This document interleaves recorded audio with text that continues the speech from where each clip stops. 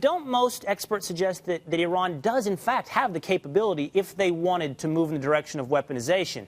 So haven't they almost crossed one of those deadlines? Is there anything new today regarding that deadline? The way the Israelis see it is there is a window of opportunity during which they have the ability militarily to destroy a significant portion of the weapons, of the nuclear weapons capability by hitting where they're being manufactured, where the centrifuges are. At a certain point, that window will close, and the Israelis will not have the military means to do it. The U.S. may.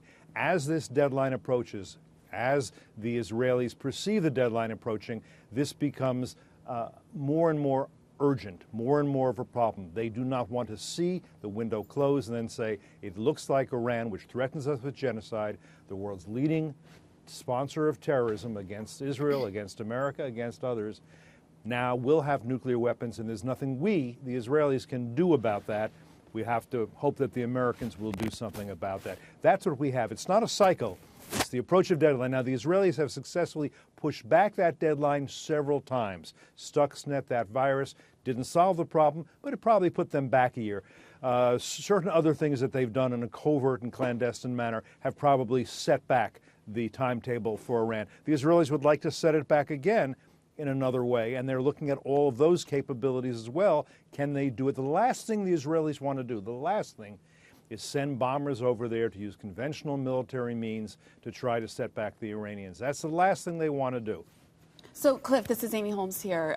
Following up on your point, over at commentary.org, I was reading analysis that some folks think that the Israelis are bluffing, that when they turn up the heat on this rhetoric, what they're really trying to do is turn up the heat on the White House. Do you think that analysis is correct or worthy?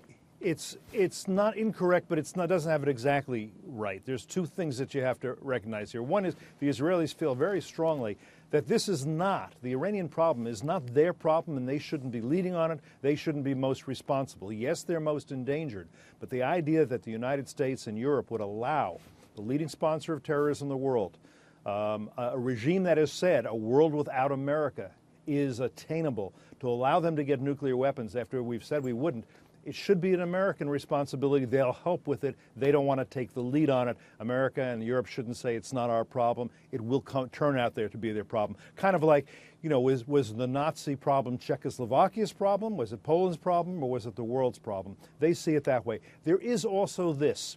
For diplomacy to work, it must have behind it the credible threat of the use of force. If the Iranians believe that force may be coming, they may be willing to find a diplomatic solution. If they think it's all a bluff, they'll say, we don't need to worry about it. Let them talk, go to the negotiations, play rope-a-dope. They're not going to do anything at the end of the day. They will say what Ayatollah Khomeini, the leader of the revolution, said back in after 1979, after we did nothing for a very long time about the hostage-taking. What he said was, the Americans can't do a damn thing.